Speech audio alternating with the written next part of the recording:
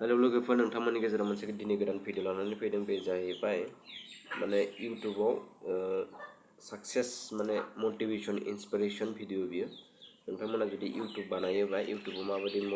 motivate जागोन बिनि सायाव लानानै फैदों नोंथांमोननि गेजेराव ओरैबायदि सासे सुबुंनि बागै जोङो फोरमायगोन नोंथांमोना भिडिअखौ जोबजासिम नायलांबाय था होमबानो मिन्थिगोन आरो चेनेलाव नोंथांमोना जुदि गोदानबा चेनेलखौ अननानै साबस्क्राइब खालाम लाइक शेयार खालाम जों बिदिब्ला बारा गोबाव खालामालासिनो भिडिअखौ स्टार्ट खालामनोसै मा होनना बुङो दिनैनि दिनाव ससियेल मिडियायाव गोबां मानसिफोरानो भिडिअ बानायो भिडिअ हगारो बहुत मानसिफोरानो इउट्युबाव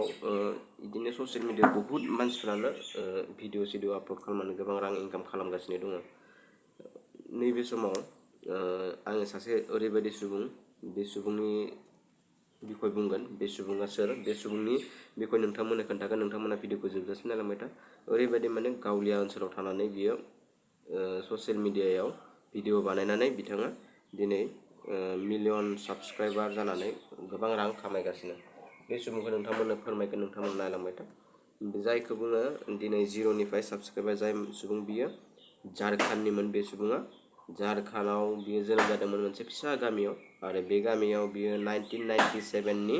12 जुलाइआव जोनोम जादोंमोन बिनि बिफाया सासे साइकेल मेकारमोन बिनि बिफाया सासे साइकेल मेकारमोन बियो 1997आव जोनोम जादोंमोन आरो बियो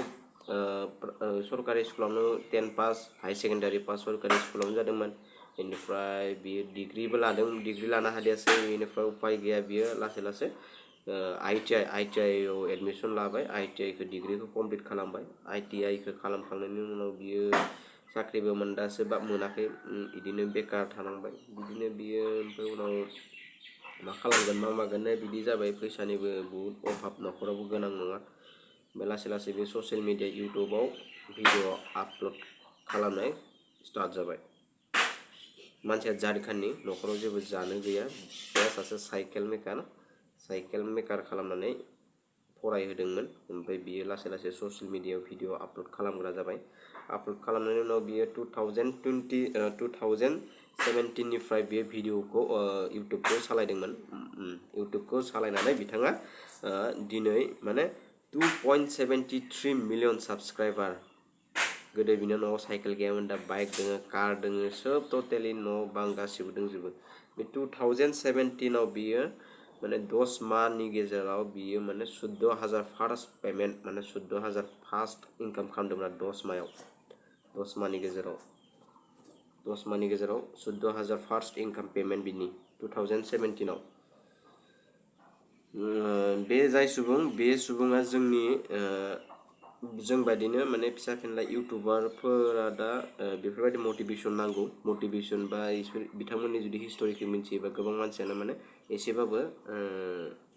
मटिभेट जानानै दावगागोन बा सेस्था खालामबाय थागोन जाय सुबुंखौ बुंदों बेनि नामा जादों मनज दे झारखन्डनि बे मानसिया दा बिनियाव million to million subscriber 2.73 million subscriber आगोलाव बियो 10 मान्थ माने 10 माह खस्थ' खालामखांनायनि उनावसो